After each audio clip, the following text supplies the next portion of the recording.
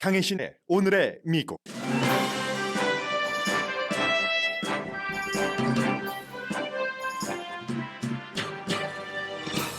게빈 뉴섬 캘리포니아 주지사가 노동절인 어제 패스트푸드 근로자 시간당 최저임금을 22달러까지 올리는 법안에 서명했습니다.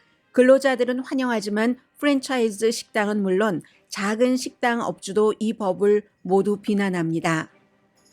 바이든 대통령도 노동절인 어제 낙수 경제에 지쳤다면서 자신이 가장 강한 친노조 대통령이 되겠다고 밝혔습니다.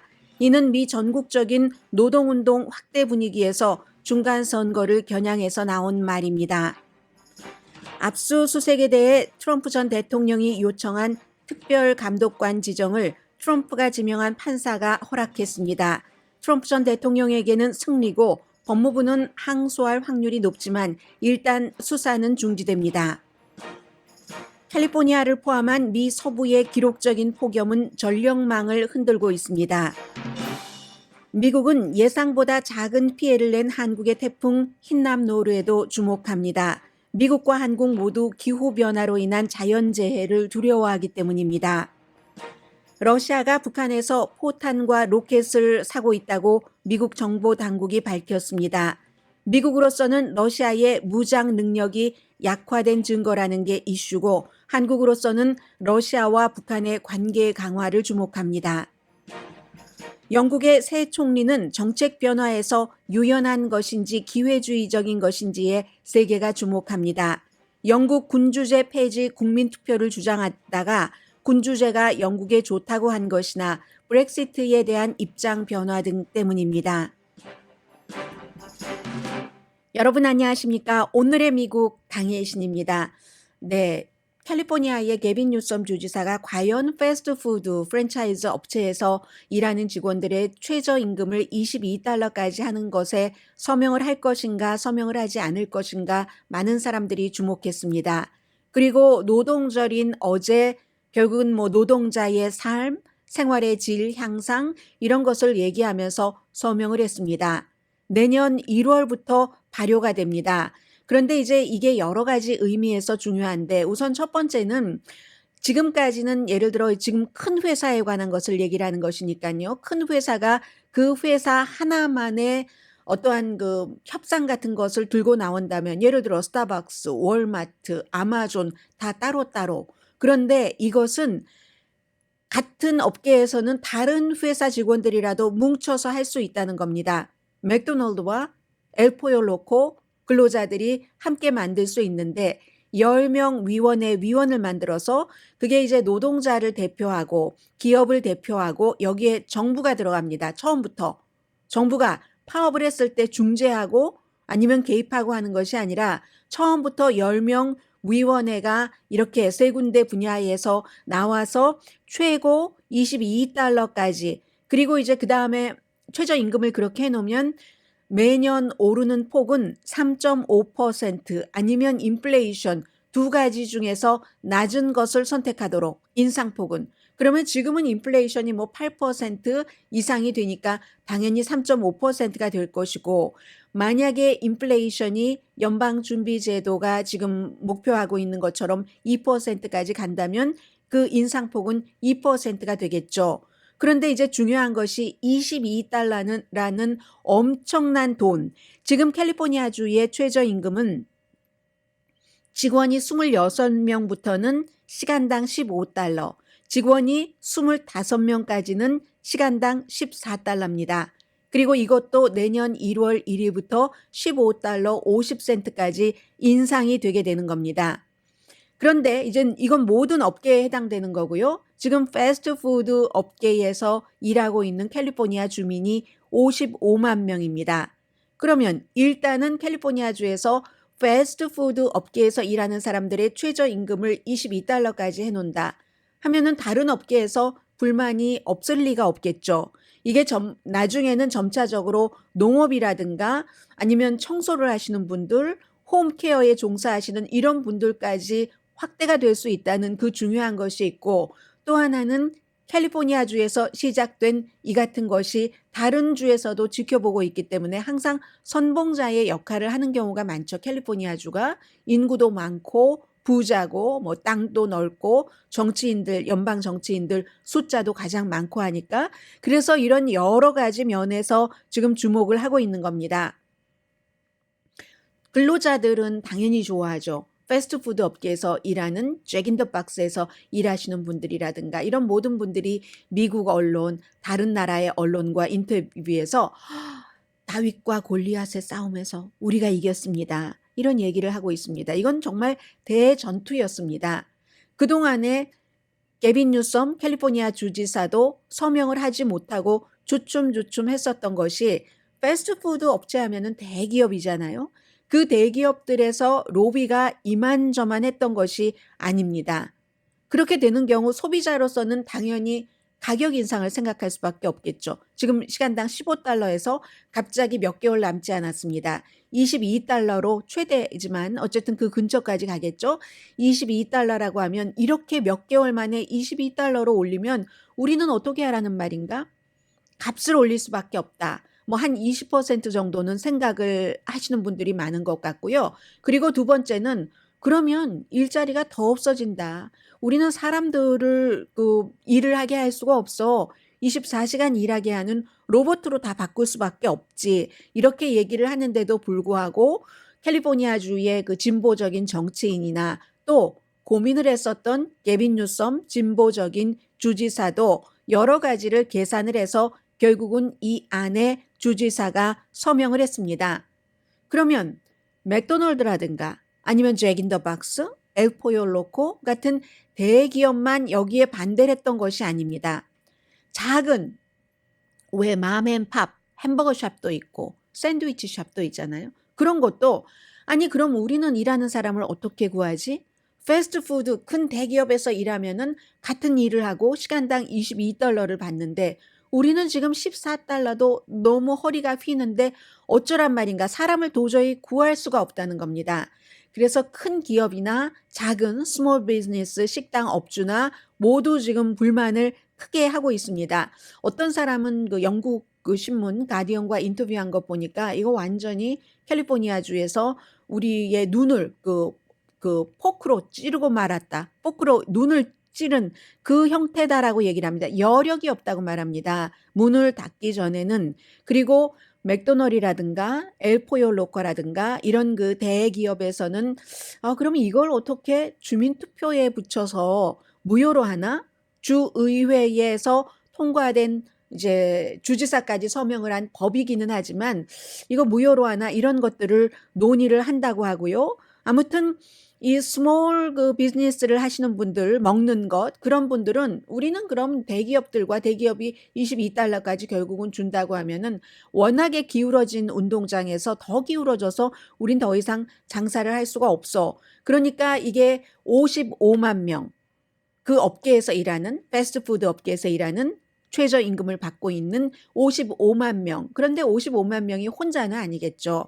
그 청소년도 있을 테고 요즘에는 나이든 성인들도 패스트푸드 업체에서 많이 일을 하고 있기 때문에 그 가족들은 좋아할 겁니다. 캘리포니아주의 인구가 거의 한 4천만 명까지는 4천만 명 정도 된다고 보면은 55만 명에 몇 명 정도는 해당되시는 분들이 계시겠죠. 그런 분들을 기업 그 하나의 기업 단위로 보면은 훨씬 숫자가 많으니까 아마 진보적인 캘리포니아주의 민주당이 주가 되는 정치인이나 민주당 주지사는 그 같은 결정을 했을 겁니다. 그런데 노동자 그리고 그 근로자 최저임금을 받는 그 주변 사람들 바깥에서는 다 싫어하는 이런 지금 그 딜레마가 있고요. 그리고 이것을 다른 주에서도 또 이제 캘리포니아주에 이어서 할 수 있다는 그런 면이 있습니다. 이렇게 볼 때 이건 캘리포니아주 한 군데에 해당되는 게 아닙니다.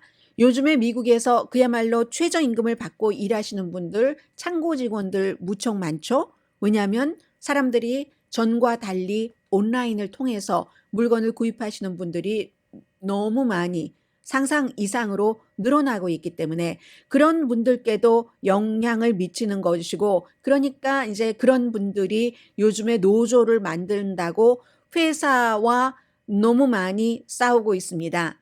그런데요, 캘리포니아 주지사뿐만이 아니라 민주당의 바이든 대통령도 역시 어제 노동절인데 두 군데의 스윙 스테이트에 가서 노조를 확립하고 근로자의 권리를 보호하고 하는 것을 강력하게 지지하는 연설을 했습니다. 위스콘신주, 그리고 본인의 고향이기도 한 펜실베니아주 피츠버그에 가서, 피츠버그에 뭐 강철 노조 이런 곳 강하잖아요. 그리고 먼저 이제 위스콘신의 밀와키 노동 축제, 피츠버그에 가서도 뭐 퍼레이드 하고 했었잖아요. 이런 두 군데 가서 대통령이 한 얘기는 낙수 경제 이론에 지쳤다. 이건 그 오바마 때부터도 많이 나온 얘기입니다. 그 trickle down economics. 보통 이제 보수 측에서는, 정치계에서 기업이 살아야 사람이 살지, 기업이 우선 돈이 있어야 직원들에게 봉급을 주지, 그게 이제 먼저 기업이 크고 단단해야지 그 아래서 일하는 사람까지 어떤 기본이 보장될 수 있다는, 위에서부터 떨어지는, 위에가 이제 두툼하고 물이 푹 적셔져야지 스펀지도 짜지잖아요. 트리클 다운. 그런데 트리클 다운 안 하더라. 2000년대 초 그 이전부터 돈 생기면 주주들에게 배당금만 많이 주고 본인들이 또 막 그 주식 같은 거 바이백하고 뭐 회사에 기본적으로 돈을 벌기 위한 것에는 투자하지만 그 돈을 벌어서 떨어질 수 있는 물을 만들어준 노동자들에게는 전혀 혜택이 되지 않더라. 이런 주장은 지금 뭐 10년 이상 굉장히 미국에서 많이 퍼져 있습니다. 세계에서도 마찬가지입니다. 요즘 한국에서도 아직도 트리클 다운 이론을 말하는 사람들이 있지만 그거는 거의 지금 통용되지 않습니다.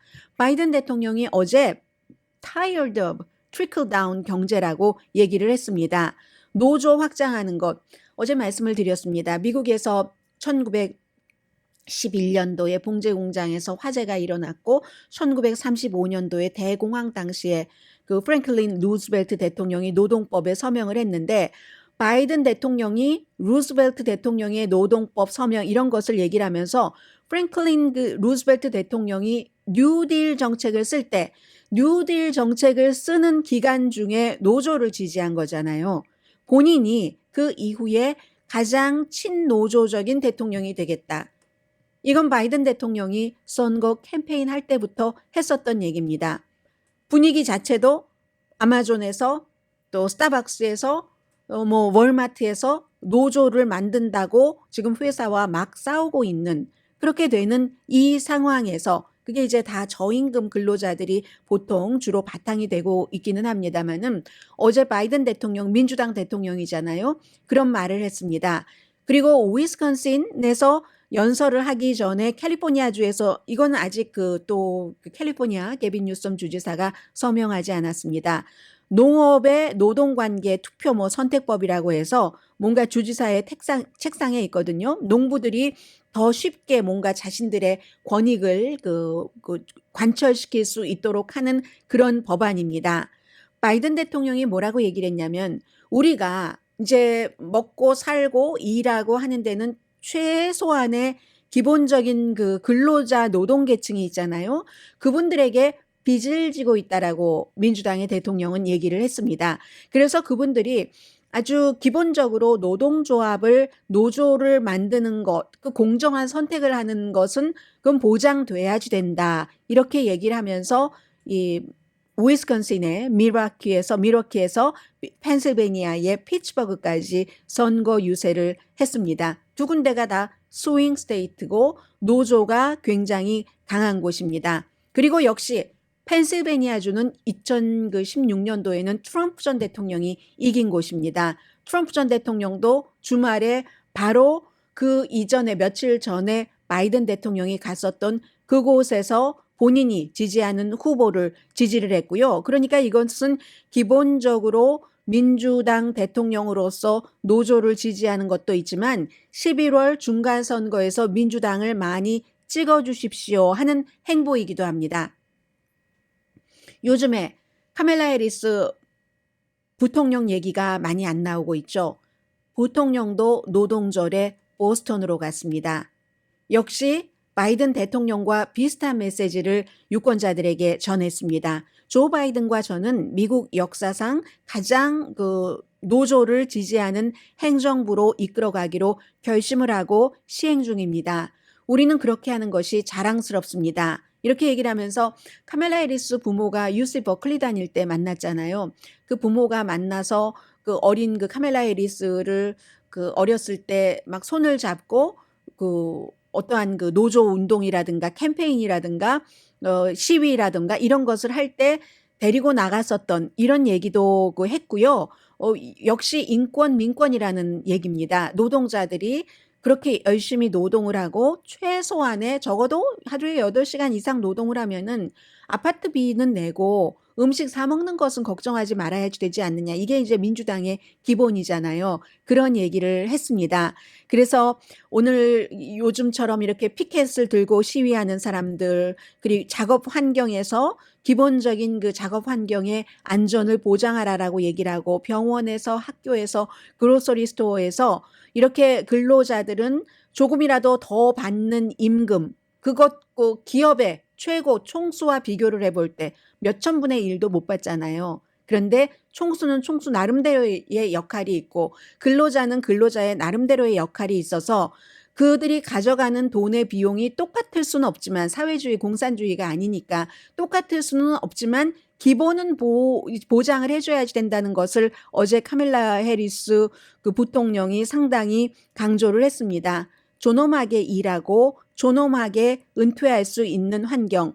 이게 노조원이든 아니든 국가 전체가 근로자들 어떠한 그 일을 할 때 최고 바닥에서 사람의 손이 가야지 되고 몸이 움직여야지 되는 뭐 맥도날드에 가면은 다 그 싸서 건네주고 돈 받고 하잖아요. 이런 그런 기본적인 일을 하시는 그분들의 노동으로부터 사회 전체가 혜택을 받고 있기 때문에 기본권은 보장을 해야지 된다. 이렇게 카멜라 해리스 부통령도 얘기를 했습니다. 제가 지금 말씀드린 게빈 뉴섬 캘리포니아 주지사, 조 바이든 대통령, 카멜라 해리스 모두 민주당입니다. 그래서 민주당의 정치인들이 어느 날 갑자기 이렇게 많이 최저임금을 올린단 말이야 하고 비난하는 사람들도 굉장히 많고 특히 공화당 가운데서 무척 많고 그러나 왜 그런 부자에 대한 감세는 계속하면서 이분들께 최저임금을 생활을 할 수 있도록 보장을 해주지 않지? 이렇게 되면 중간에 껴있는 또 스몰 비즈니스 업주는 우리는 어떻게 하라고 하지만 시스템적으로 뭔가가 잘못됐다는 것도 동시에 지적을 하면서 거기까지는 미처 손을 대지 못하고 완전히 들어없는 것은 하지 못하고 근로자들의 기본 그 최저임금을 할 수 있는 한 보장해주자. 여기에 지금 요즘에 미국의 그 노동운동이 한창인데 포커스가 거기에 가 있는 겁니다.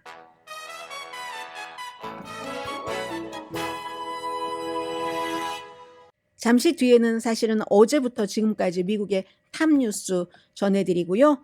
그리고 이 폭염도 이게 보통 사람들이 할 수 있는 일은 별로 없습니다. 더우니까 전기 적게 써라 하지만 더우니까 더 많이 쓰게 되는 게 현실이기도 하잖아요. 그렇지만 최소한 문제점을 인식하고 있는 것까지는 보통 사람이 할 수 있습니다. 잠시 뒤에 전해드립니다.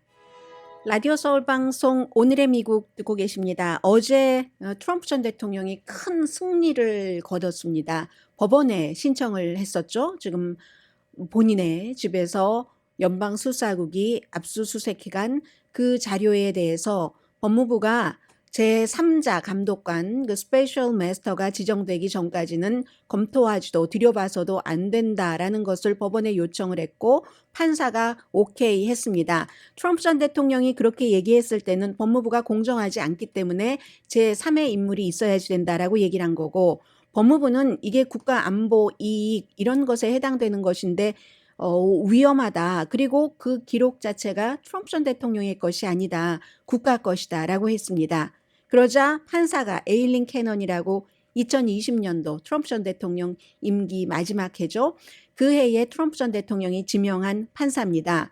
일부를 그 소유할 뭐 여러 가지 뭐 변호사와 클라이언트와의 특권 그리고 지금 대통령은 아니지만 잠재적인 특권이 있다라고 얘기를 하면서 만약에 막 끝까지 가면은 트럼프의 주장이 실패한다 할지라도 우선적으로 어쨌든 뭐 그것을 보지 말아야지 되고 트럼프 전 대통령이 얘기하는 그 같은 그 특권은 있다라고 얘기를 했습니다. 그러니까 제3의 스페셜 마스터, 주로 은퇴한 판사나 변호사가 이제 그런 사람으로 지정이 되는데 등장하기 전까지는 법무부가 보지 못한다는 겁니다. 이미 다 봤다는 얘기가 있습니다.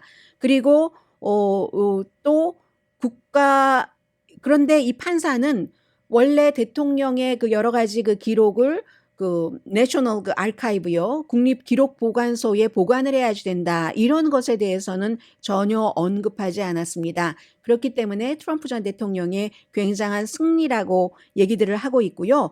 대신에 이제 24페이지 정도 판결이었는데 국가정보국은 리뷰할 수 있다.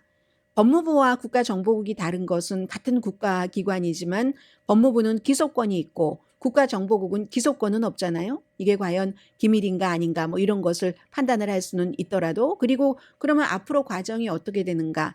금요일까지 양측에서 스페셜 마스터를 누구를 할 것인가, 그 후보 리스트를 가져와라, 이렇게 해서 그 후보 리스트를 양측에서 가지고 오면 서로 협상해서 이 사람 떼고 가리고 해서 추려지겠죠. 그렇게 해라 하는 것인데 법무부는 항소할 것으로 보입니다.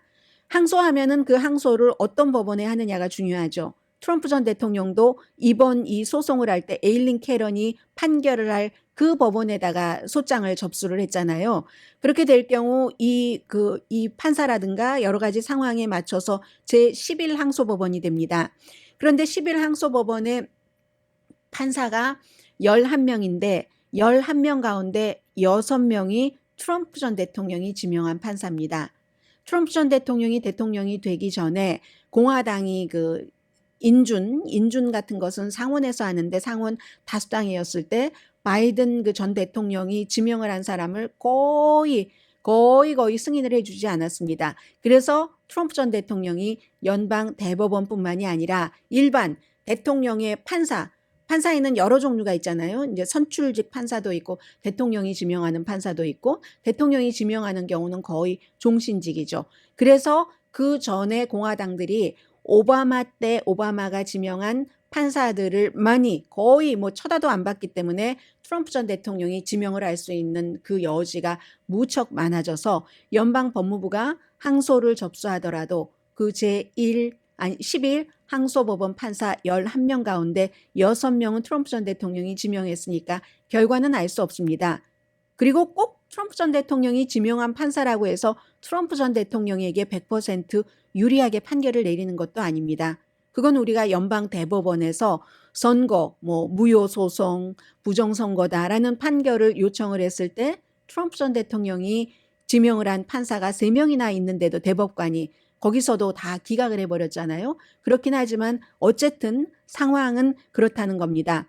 가장 중요한 것은 조사가 지연된다는 거죠. 지금 스파이법을 위반했는가, 아니면 뭐 사법범행을 방해했는가, 이런 그 수사는 일시적으로 중단이 됩니다. 그런데 말씀드린 것처럼 분명하게 트럼프 전 대통령에게 승리인 판결인 건 맞습니다.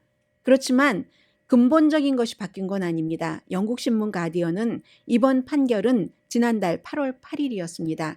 연방 수사국 FBI가 트럼프 전 대통령의 집에서 수색 영장을 집행한 것 자체가 그 사실과 그 이후에 여러 가지가 수사의 근본적인 그 사실, 이런 것을 바꾸지는 못한 것이다. 지금 이제 중간에 큰 일을 매듭짓기 위해서는 이런저런 뭐 부침도 있고, 한쪽으로 볼 때 부침이면은 또 다른 쪽으로 볼 땐 승리가 될 수 있는 거고 하잖아요.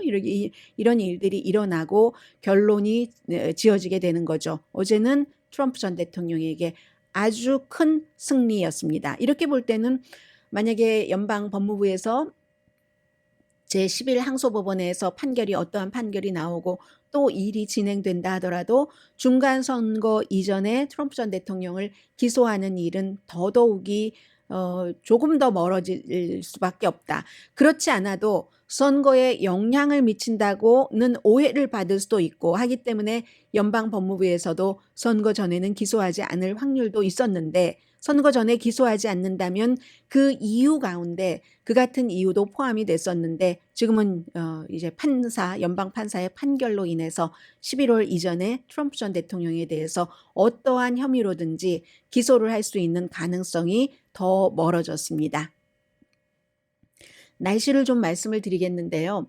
기본적인 날씨야, 에브리데이 이런 것은 여러분들께서 저보다 더 많이 하시고 지역적인 날씨 더 많이 하시고 요즘 휴대폰으로 전부 점검을 하시기 때문에 그런데 오늘의 미국에서는 이제 조금 더 큰 그림을 전해드릴 수 있는데 최고의 9월달 폭염입니다. 캘리포니아주를 포함해서 다른 뭐 오레곤주도 그렇고 그 밖에 캘리포니아 주변에 뭐 네바다라든가 유타라든가 다 마찬가지인데 오죽하면 잡지 애틀란틱을 보니까 캘리포니아주에서 90도는 새로운 80도다라고 표현을 하고 있더군요. 90도가 하도 많으니까 9월 달에 얘기입니다.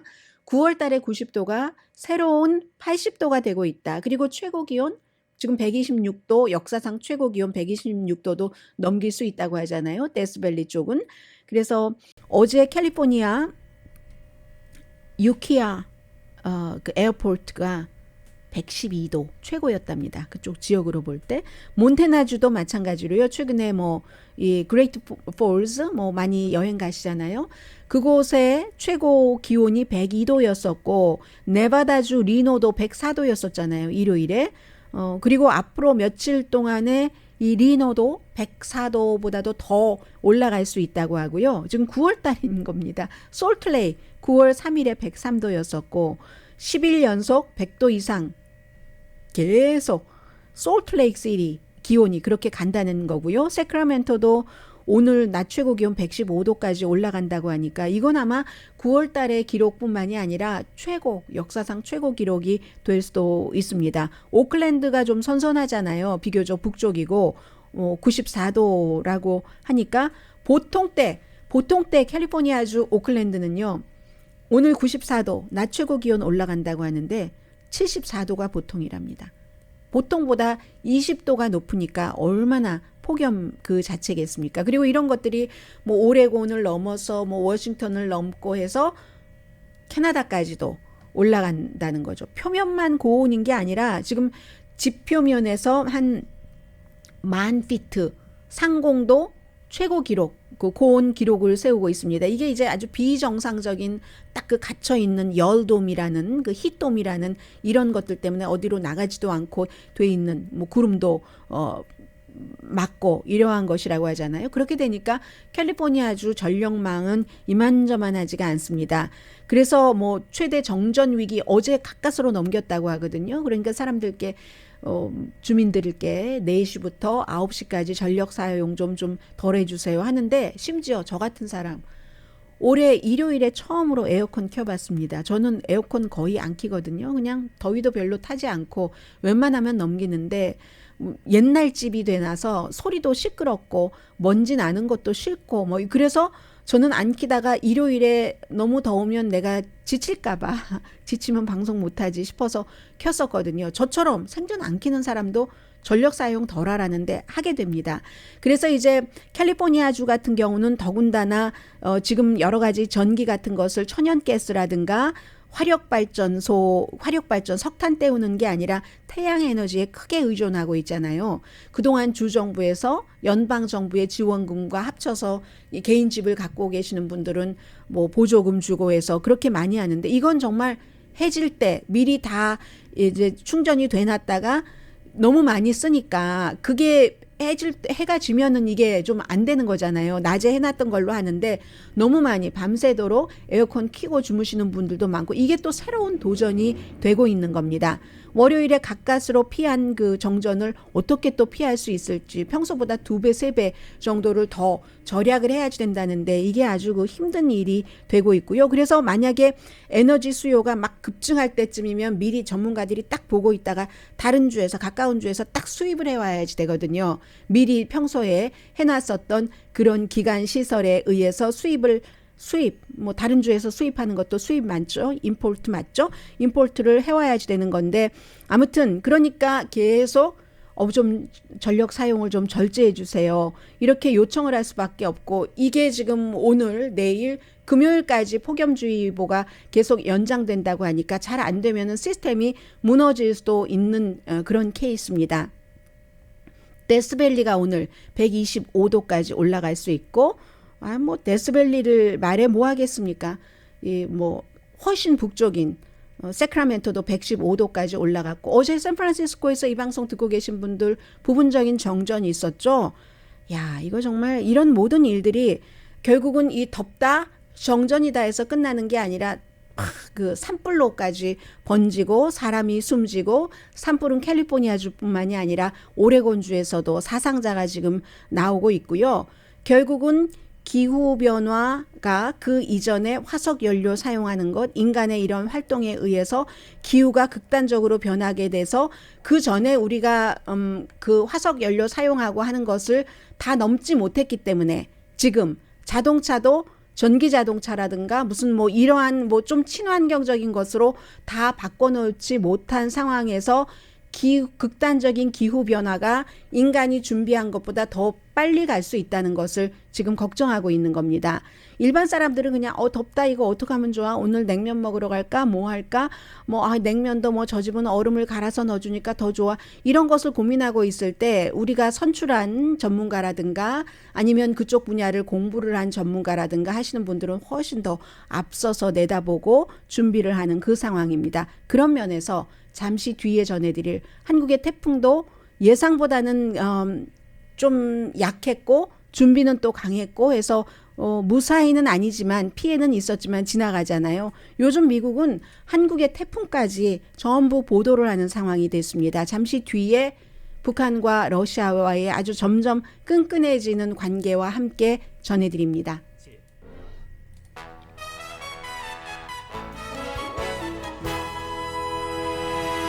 라디오 서울 방송 오늘의 미국 듣고 계십니다. 간단한 것부터 전해드리죠. 사실은 많이 적어왔는데 지금 보니까 간단히 전해드려도 될 것 같습니다. 한국의 그 태풍, 그 흰남노루 대규모 피해는 없이 이제 그 바다로 빠져나간 것 같죠. 물론 사망자가 있습니다. 실종자도 있지만 원래 생각했었던 것만큼 그 피해가 광범위하지 않았고 재산 피해도 좀 제한적이라고 하잖아요. 뭐 홍수.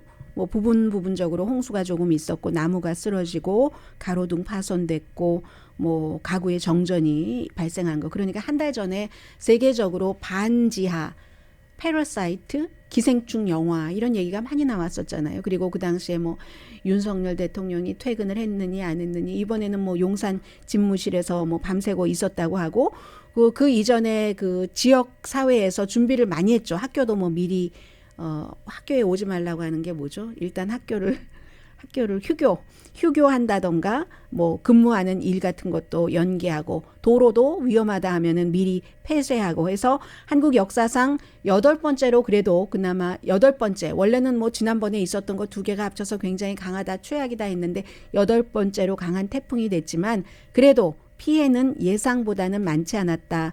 이런 일들 그리고 대피하신 분들은 있지만 어쨌든 한국도 지금 요즘 미국처럼 뭐 태풍 이런 것들이 오기 전에 미리 대피하라는 이런 경고들도 굉장히 많이 하고요. 역시 한국의 태풍이나 미국의 폭염이나 다 기후변화와 연관되는 부분이 어느 정도 있고 이게 이제 뭐 세계 다른 나라에서 이렇게 오고 가고 하잖아요. 서로 다 연결이 돼서 해서 이제 미국에서도 이 한국의 그 태풍 그 흰남노루에 대해서 많이 보도를 했습니다.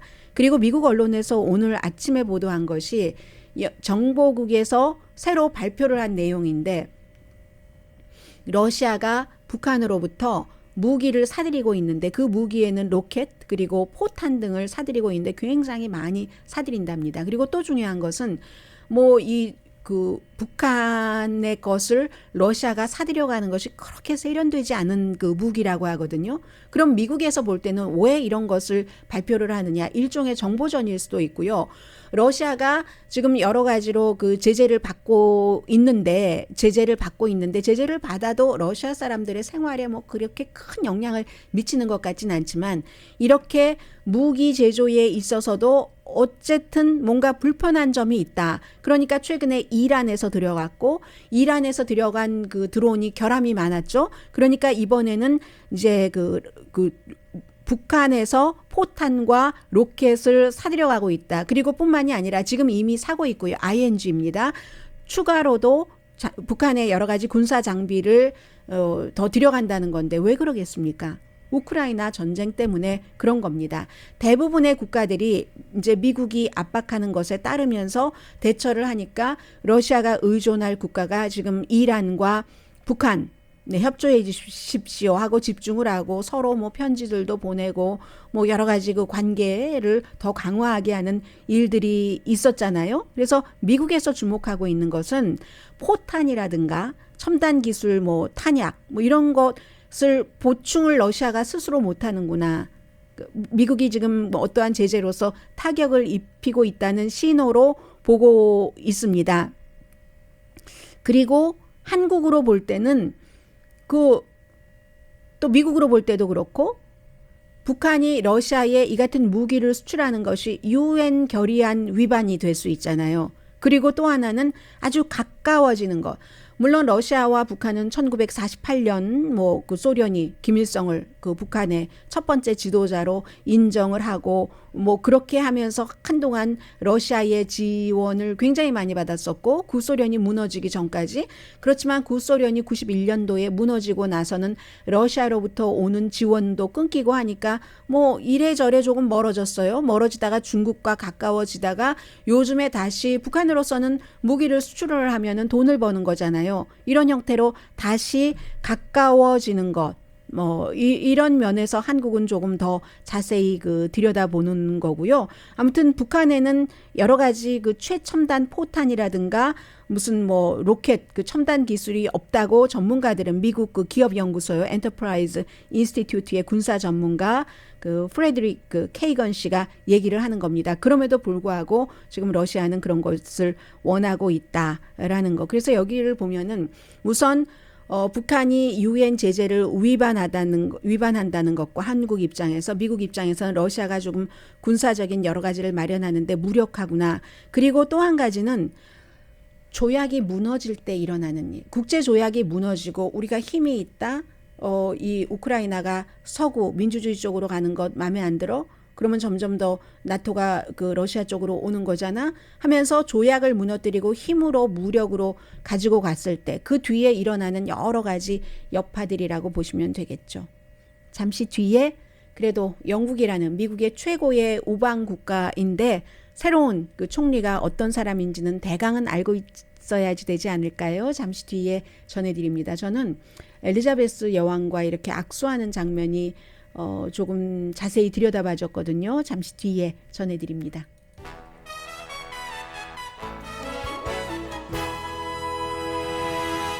라디오 서울 방송 오늘의 미국 듣고 계십니다.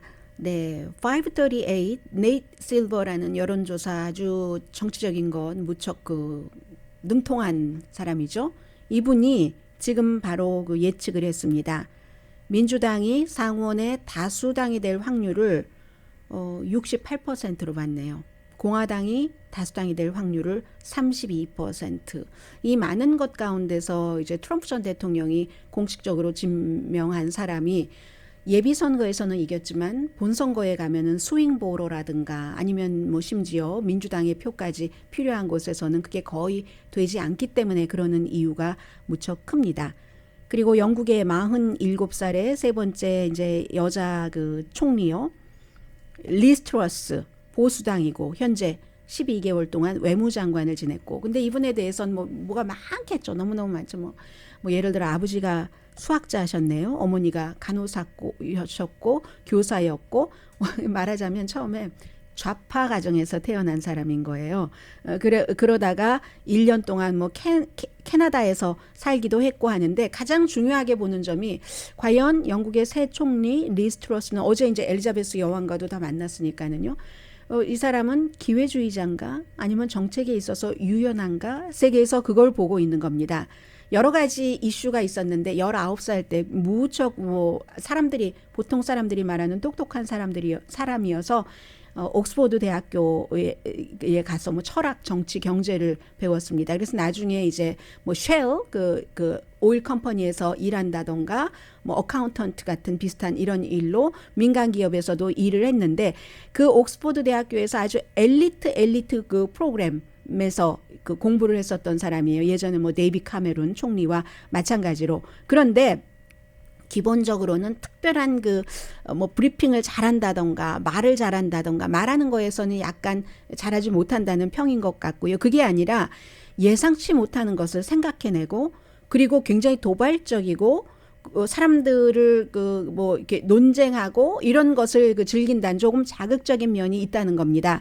그래서 뭐 이건 어렸을 때이기는 합니다만은 영국의 군주제를 폐지해야 된다. 국민 투표로서 이렇게 한참 주장을 하다가 그 다음에 이제 어느 순간에는 영국의 군주제가 영국에 좋아. 영국 민주주의에 좋아. 이렇게 입장을 바꿨고요. 이 입장 바꾼 지는 오래됩니다. 그래서 어제 엘리자베스 여왕과 어떻게 인사하는가 봤더니 여왕인데 뭐 당당하게 그냥 한 손으로 여왕도 한 손으로 아주 반갑게 맞아주는 그런 분위기였습니다.